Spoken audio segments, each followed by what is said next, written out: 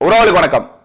அதாவது அண்ணன் சீமான் அவர்கள் வந்து தமிழர்களுக்கு யார் யாரெல்லாம் பெரியார் பெரியார் என்ற போலியை குறித்து தமிழர்களுடைய பெரியார் யார் யாருன்னு பேசினாரு. அது உங்க எல்லோருக்குமே தெரியும்.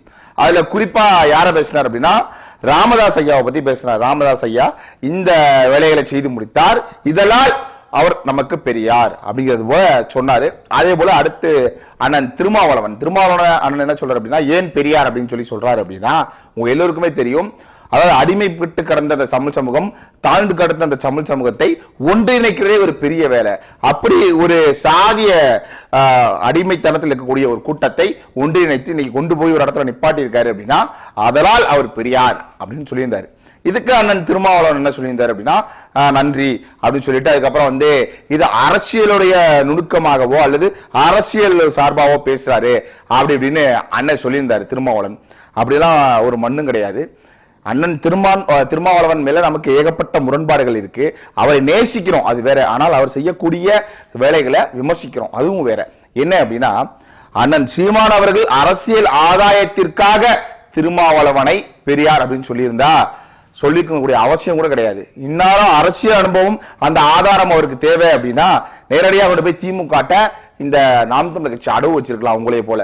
அதே போல இந்த அரசியலோட ஆதாயம் அப்படின்னு நினைச்சிருந்தா வேற யாரு கூடயாவது கூட்டணி வச்சிருக்கலாம். இன்னைக்கு உங்களை போல அவரும் ஒரு பாராளுமன்றத்திலேயோ அல்லது சட்டமன்றத்திலேயோ ஒரு எம்எல்ஏவா இருந்திருக்க முடியும். ஆனால் அவரை அதை செய்யாது நாம் மண்ணுக்காக தமிழ் தேசியம் நீங்கள் கற்பித்த ஆசிரியர் நீங்க தான், நீங்க கற்பித்து கொடுத்ததை பின்பற்றி செய்யறாரு. ஆனா அவர் அதுல தள்ளி விட்டு நீங்க கொண்டு போய் வேற அங்கேயே சேர்ந்துட்டீங்க. இந்த ரஜினி படத்துல ரஜினி வந்து உங்களுக்கு தெரியும், எல்லாருக்குமே தெரியும்.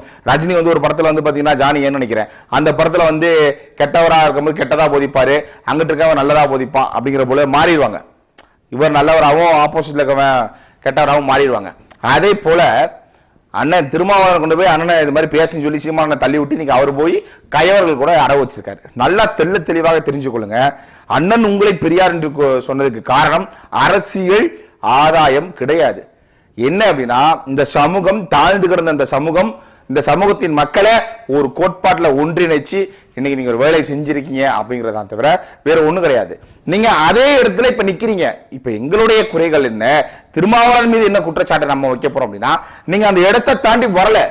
நீங்கள் மீண்டும் போய் அடிமைத்தனத்திலிருந்து விழுவோம் சொல்லி கொண்டு திரும்ப ஒரு அடிமைத்தனமான ஒரு வாழ்க்கையை தான் கொண்டு போய் முட்டு கொடுக்குறீங்க. என்ன அப்படின்னா திமுக அடவு வைக்குது.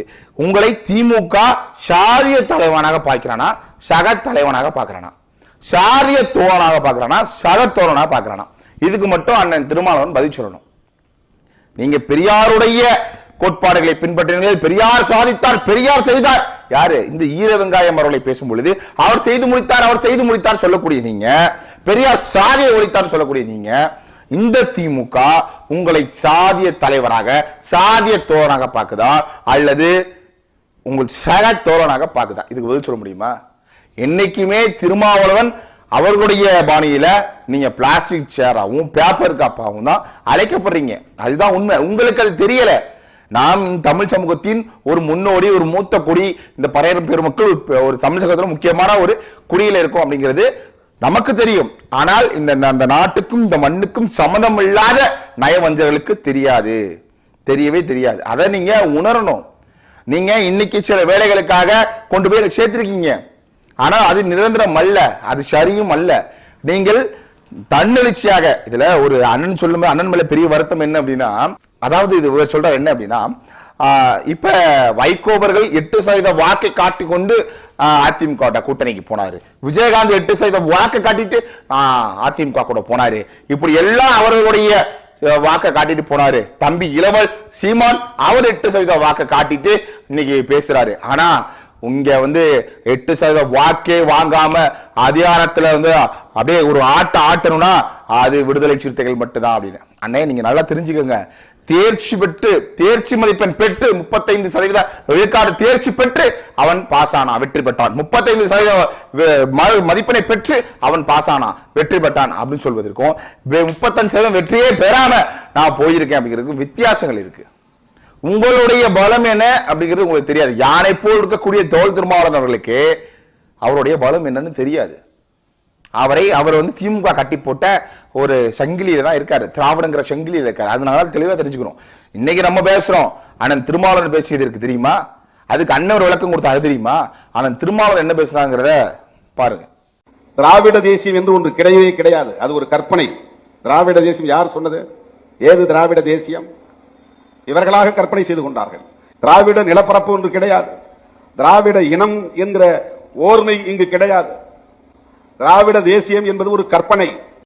பார்த்திருப்பீங்க, திராவிட தேசியம் என்பது இல்லை, திராவிடம் என்பது இல்லை அப்படின்னு பேசிவிட்டு நான் திராவிட தேசியம் இல்லை, திராவிட இனம் இல்லை, திராவிட நிலப்பரப்பு இல்லை தான் சொன்னேன் தவிர திராவிடம் இல்லைன்னு சொல்லல அப்படிங்கிறாரு. அன்னை தாயே இல்லை என்ற பிறகு எப்படி பிள்ளை? அதான கேள்வி. இன்னைக்கு நீங்க சொல்லலாம், நான் திராவிட தேசியம் இல்லை என்ன, திராவிட இனம் என்ன இல்லைன்னு சொன்னேன், ஆனா திராவிடம் என்பது இல்லைன்னு சொல்லல அப்படின்னு. அண்ணே நான் ஒரே ஒரு கேள்வி என்ன கேட்கிறேன் அப்படின்னா, தாய் என்று ஒருவர் இல்லை என்றால் பிள்ளை எப்படி? இதுக்கான கேள்விக்கு பதில சொல்லணும் அண்ணன் திருமாவளவன். சொல்லுவாரான்னு கேட்டா தெரியாது. அண்ணன் மிக சாதுரியமாக சமாளிக்கக்கூடிய சகலகலா வல்லவன்கிறது நமக்கு தெரியும். ஒரு கருத்தை பேசிட்டு அது முரண்பாடாக ஏற்படும் பொழுது அதுக்கு வந்து பொருள் வேறு, அர்த்தம் வேறு, வார்த்தை உச்சரிப்பு வேறு, முக சுளிப்பு வேறு அப்படின்னு பேசுவீங்க. அண்ணன் பேசும் பொழுதே அண்ணன் நம்ம நிறைய கத்துக்கணும். நமக்கு தெரியாதா? நிறைய தெரியும். தெளிவாக தெரிஞ்சுக்க. இன்னைக்கு நீங்க சொல்லக்கூடிய இந்த திருமாவளவன், இன்னைக்கு வந்து சீமானால் போற்றப்பட்ட பெரியார் சொல்லக்கூடிய திருமாவளவன், சீமான் எதற்காக பெரியார் போற்றப்பட்ட திருமாவளவனுக்கு நம்ம விளக்கம் கொடுக்கிறோம். இந்த காரணத்துக்காக தான். உங்களுடைய அரசியல் ஆதாயம் நீங்க நினைக்கிற கருத்து கிடையாது. அரசியல் ஆதாயம்னா என்ன வேணாலும் சீமான் செஞ்சிருக்கலாம், அந்த வேலையை செய்யற யார்ட்டையும் போய் அடவு வச்சிருக்கலாம், கூட்டணிக்கு போயிருக்கலாம், நீங்க சொல்லுவது எது வேணாலும் ஆயிருக்கலாம், கிடையாது. ஆனால் திராவிடத்தை எதிர்ப்பதற்கு ஒரு காரணத்திற்காக சீமானுக்கு நீங்க வந்து RSS ஓட பச்சை குத்துறது என்ன தெரியுமா? அயோக்கியத்தனம், தன் தாயை வேசி என்பதற்கு சமம். அது நல்லா அண்ணன் திருமாவளவன் புரிஞ்சுக்கணும். சீமான் மேல உங்களுக்கு 1000 முரண்பாடு இருக்கலாம், 1000 கருத்து வேறுபாடு இருக்கலாம், அது நீங்க தெளிவா பேசிட்டு போகணும். ஆனால் பெரியார் என்ற ஈர வெங்காயத்தை பேசும் பொழுது இவன் வந்து RSS வாதி, விஜய் சீமான் அவர்கள் RSS வாதி, அப்புறம் பாஜக பிடிஎம் பேசுறதுலாம் நல்ல தலைவனுக்கு, எப்படி போற்றுதலுக்குரிய தலைவனுக்கு அழகல்ல. நல்லா தெளிவா தெரிஞ்சுக்குங்க, நல்லா தெரிஞ்சுக்குங்க. கூடையே பன்னி அரசுன்னு சொல்லக்கூடிய ஒருத்தனை வச்சுக்கிட்டு அவனை முதல் விரட்டுங்க, அவன் நாவை அடக்க சொல்லுங்க. அவன் பேசி வாங்கி கட்டிட்டு உன்னோட மதிப்பையும் கெட்டு கொடுத்து குட்டிச்சோர் ஆக்கிட்டு போயிடுவான். அதில் நல்லா தெளிவா இருங்க. எதையாவது பேச வேண்டியது அண்ணன் நீங்கள் சொல்லக்கூடிய இந்த, அதாவது நல்லா தெரிஞ்சுக்குங்க. இப்ப பாமகவை எடுத்துக்கிட்டா அது ஒரு வன்னியர்களுக்கான கட்சி, விடுதலை சிறுத்தைகள் அது ஒரு பறையர் அந்த சமூகத்திற்கான கட்சி. இப்படி ஒவ்வொரு எப்படி சொல்லக்கூடிய தமிழ் ஒரு பெரிய சமூகத்தினருக்கான ஒரு கட்சியா இருக்கு. ஆனால் நாம் தமிழர் கட்சி அப்படி அல்ல. உங்களை போல ஒரு சமூகத்தை மட்டும் குறிப்பிட்டு சார்ந்திருந்தால் இங்கு நாம் தமிழராக, நான் தமிழர், நாம் தமிழராக தேவர், கோனாறு, மறவர் அப்படின்னு நிறைய சாதிகள், பறையரு, பல்லரு, இங்கிட்டு அதே போல வன்னியர் எல்லாரும் சேர்ந்து நிற்கக்கூடிய ஒரு இடமா இது இருக்காது. இதை நல்லா தெளிவா தெரிஞ்சுக்கணும். அண்ணன் திரும்ப அழுத்தி அந்த காரணத்தை நான் திரும்ப உங்கள்ட்ட பதிவு பண்றேன். என்ன அப்படின்னா, உங்களை பெரியார் என்று போற்றுவதற்கு ஒரே ஒரு காரணம் என்ன அப்படின்னா, ஒரு சமூகம் சிதைந்து கிடந்த சமூகத்தை ஒன்று கூட்டி ஒரு தலைவனாக நின்று நீங்கள் வழிநடத்துகிற ஒரு காரணத்திற்காக நீங்க பெரியார். ஆனால் அந்த வழிநடத்துவது சரி, அனைத்தும் சரி அப்படின்னா அதுல முரண்பாடு இருக்கு. ஒரு தமிழ் பேரியக்கத்தில் இருக்கக்கூடிய ஒரு தலைவர் எங்க கொண்டு போய் அடவு வச்சிருக்கீங்க அப்படின்னா, இந்த திராவிட தேசியத்தை அடவு வச்சிருக்கீங்க, திராவிட திருவாளர்கள்ட்ட அடவு வச்சிருக்கீங்க. திராவிட தேசியம் ஒண்ணு கிடையாதுன்னு நீங்க தான் சொன்னீங்க. நல்லா தெளிவா உணர்ந்துக்கணும். எதையாவது பேசி அண்ணன் திருமாவளவன் திசை திருப்பு அப்படிங்கிற வேலையை விட்டுறணும். நீங்கள் திமுக நீட்டுகிற ஆளை கடிக்கக்கூடிய நாய்களாக இருக்கிறீர்கள். உங்களை நான் நாயின்னு சொல்லலே, திமுக விரல் நீட்டி ஒரு வேலையை சொல்லுது அப்படின்னா அதை செய்யக்கூடிய இடத்துல இருக்கீங்க. ஒரு முதலாளி கை நீட்டி அவனை கடினா எப்படி நாய் போய் கடிக்குதோ அதே போல திமுக உங்களை நாயாக கருதுகிறது தான் எங்களுடைய வேகமும் சோகமும். அதை நல்லா தெளிவா தெரிஞ்சுக்கிறோம். உடனே திருமாவளவன் நாயின்ட்டாரு. திருமாவளவன் யாருன்னு நமக்கு தெரியும், நான் யாருன்னு பல பேருக்கு தெரியாது. அதனால தேவையில்லாம அதாவது வந்து திருமாவளவன் நாயின்ட்டியா அப்படிலாம் வந்துடாதீங்க. அது வேறு. நான் வந்து திமுக காரன் தான் நாயா சொல்லிட்டு இருக்கேன். அதையும் தெளிவா புரிஞ்சுக்கணும். ஏன்னா அப்படிப்பட்ட ஒரு வேலையை தான் செய்து கொண்டிருக்கிறார்கள். இதே வன்னி அரசு கதர்னதெல்லாம் உண்டு தெரியும்ல. பொது தொகுதிக்கு நீங்களா ஆசைப்படலாமான்னு கருணாநிதி காய் துப்புனதெல்லாம் இருக்கு. அதை பொது வெளியில பேசியிருக்காரு. இன்னைக்கு உட்காந்து பெரியாருக்கு பிடிச்ச ஆற்றாரு மணி அப்படின்னா வெக்கமா இல்ல? சீமானை எதிர்க்க வேண்டும் என்றால் சீமானுடைய தத்துவத்திற்கு, கருத்திற்கு எதிர்கருத்து வைக்கணும். அதை விட்டு சீமான் கருத்துக்கு எதிராக ஒரு கருத்தை வைக்கிறது என்ன சொல்றீங்க? சீமான் RSS வாதி. உன்னை பத்தி ஒருத்தன் பேசுறானா அவன் டாப்ல அப்படின்னா என்ன அர்த்தம்? நீ அவனை பேசு உடனே டாப்ல அப்படின்னா என்ன அர்த்தம்? இது தவறு. இது நல்ல அரசியலுக்கு அழகல்ல. தெளிவா புரிஞ்சுக்கோங்க. இந்த நீங்கள் விடுதலை சிறுத்தைகள் வைத்துக் கொள்ளக்கூடிய இந்த கட்சியில் அங்க இருக்கக்கூடிய பெரும்பான்மை மிக்க பழைய சமூகமும் மற்ற சமூகமும் இருக்கக்கூடிய அந்த கட்சியில எத்தனை பேர்கள் அரசு அலுவலகத்தில் வேலை செய்யறாங்க? எத்தனை பேர் அரசு உயர் அதிகாரிகளாக இருக்காங்க? பெரியார் சாதித்து கிழித்தார் என்றால் இந்திய நிலப்பரப்பில், அதை விடுங்க, தமிழ் தேசிய நிலப்பரப்பில் தமிழ்நாட்டில் எத்தனை உயர் அதிகாரிகளாக SC/ST ஆட்கள் இருக்காங்க? சொல்ல முடியுமா? சொல்ல முடியுமா? முடியாது. அப்ப ஒரு மயிரையும் புடுங்காத பெரியார் செய்தார் அப்படின்னா இது கேவலத்தின் உச்சமா இல்லையா? இது அண்ணன் திருமாவளவனுக்கு தெரியுமா தெரியாதா? இதுதான் கேள்வி. இன்னமும் கடலூர் பகுதியில் இருக்கக்கூடிய ஊர்கள்ல இன்னமும் தாழ்த்தப்பட்டவனாக திரிக்கிறார்களா இல்லையா? பள்ளியில கேட்கிறானா இல்லையா? அதுதான் கேள்விக்கு பதில். சாதிகள் இல்லை, சாதிய ஒழிச்சாரு அப்படின்னு பெரியார் செய்தார் அப்படின்னு சொன்னீங்கன்னா எந்த இடத்துல சாதியை ஒழித்தாரு சொல்லுங்க? பள்ளிகளை சாதியை கேட்கறது இல்லையா? அப்படிதான் ஒண்ணும் கிடையாதுன்னு எதையாவது போட்டு குழப்ப வேணாம். தாங்கள் சார்ந்த ஒரு கூட்டம் இருக்குல்ல, அந்த கூட்டத்தில் எத்தனை நபர்கள் உயர் பதவிகள்ல இருக்காங்க? இந்த நீங்க சொல்லக்கூடிய திராவிட திருவாளர்கள், திருட்டு திராவிட திருவாளர்கள் உயர் இடத்துல வச்சிருக்காங்கன்னு தெரியுமானே?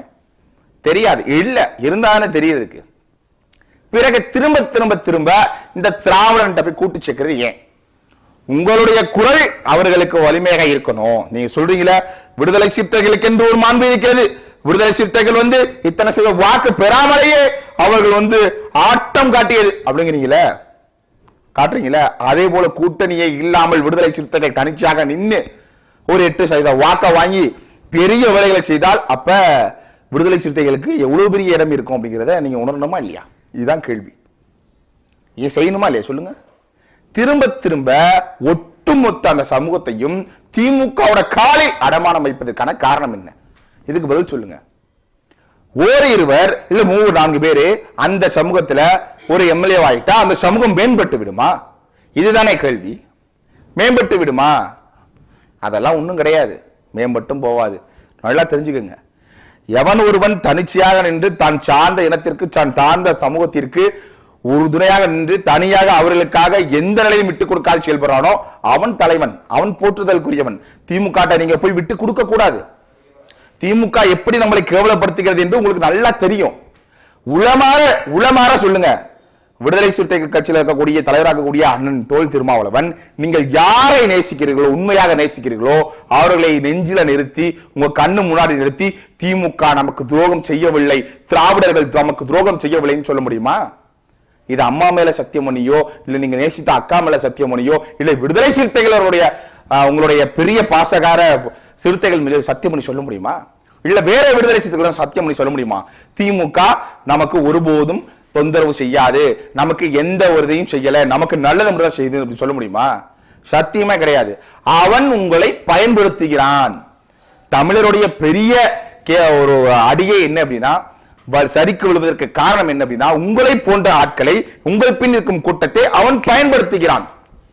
அதுதான் விடுதலை. ஒண்ணு ஒரே ஒரு கேள்வி பதில் சொல்லுங்க. விடுதலை சிறுத்தைகள் இருக்கக்கூடிய அண்ணன் திருமாவளவன் உங்களுடைய சமூகம் சார்ந்து, நம்மளுடைய சமூகம் சார்ந்து, இவரு நமக்கு சமூகம், அண்ணா ராமதாஸ் ஐயா நமக்கு சமூகம், நீங்க யார் எடுத்துக்கிட்டாலும் நமக்கு சமூகம். நான் தமிழ் சமூகத்தை சேர்ந்தவன், அதனால நமக்கு எப்படி சொல்றேன், நான் ஒரு பிணைப்பாக சொல்கிறேன். நமது சமூகம் சார்ந்து எத்தனை நபர்கள் இருக்கிறார்கள்? இதே ஐயா ஸ்டாலின் அவர்களுடைய சமூகம் சார்ந்து எத்தனை நபர்கள் இருக்கிறார்கள்? அவர்களுக்கு பெரும்பான்மையான அமைச்சர்கள், பெரும்பான்மையான உயர் அதிகாரிகள், பெரும்பான்மையான நிறைய பொறுப்புகளை கொடுத்திருக்காங்களே தவிர நமக்கு கொடுத்திருக்காங்களா? இதுதான் கேள்வி. இது அண்ணன் திருமாவளவனுக்கு மட்டுமல்ல, ஐயா ராமதாசுக்கு, பையன் அன்புமணிக்கு, அது மட்டுமல்லாது சாதிய ஒரு பிடிப்பில் இருக்கக்கூடிய ஒரு தலைவனா இருக்கக்கூடிய ஒவ்வொருவருக்கும் ஒரு கேள்வி. இதுல ஏதாவது முரண்பாடு இருக்கா சொல்லுங்க? இதை சரியாக செய்தது அதுதான் இடஒதுக்கீடுன்னு சொல்லி நம்ம கேட்கிறோம். உங்களுக்கு புரியும் நினைக்கிறேன். அப்ப தெளிவாக புரிஞ்சுக்கணும்.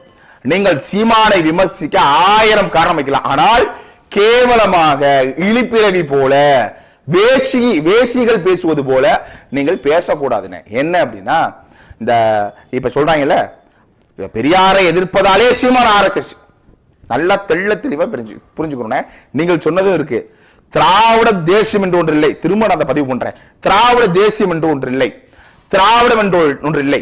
இது திராவிட தேசியம் இல்ல, திராவிட இனம் என்று ஒன்று இல்லை. சரி, ரெண்டுமே இல்ல, அப்புறம் எப்படி திராவிடன் இருப்பான்? இதான் கேள்வி. தந்தை இல்லை, தாய் இல்லை, எப்படி பிள்ளை? இந்த கேள்விக்கு பதில் உண்டா? அதனால தெள்ள தெளிவாக சரியான பதில அண்ணன் திருமாவளவன் அவர்கள் சொல்லணும்.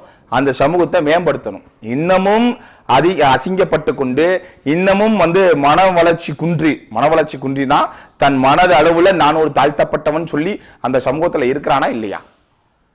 இன்னமும் அரிஜனங்களாக இருக்கிறார்கள் அப்படின்னு அவர்களே சொல்கிறார்களா இல்லையா? அதையெல்லாம் மாற்றணும் அப்படின்னா அண்ணன் புரட்சி. நீங்களே சொல்லிக்கீங்க, பழைய திருமாவளவனை இவர்களுக்கு தெரியாது. அந்த புரட்சி தீ மங்கியதற்கான காரணம் என்ன? இந்த திராவிட திருவாளர்கள் யாரது வன்னியனும் பறையனும் ஒன்று சேரவிடக்கூடாது, கோனாரும் மற்றும் சாதியினரும் ஒன்று சேரக்கூடாதுங்கிற பிரித்தாளும் யுக்தி அதை பயன்படுத்துறான். அதுக்கு நீங்க பலிகாரம் ஆகக்கூடாதுதான் ஒவ்வொரு முறையும் சொல்றோம். இப்ப அண்ணன் சீமான் அவர்கள் சார்ந்த சமூகத்துக்கு மட்டும் இருந்தா இன்னைக்கு சீமான் அவர்கள் வேறு மாதிரி இருந்திருக்கலாம்.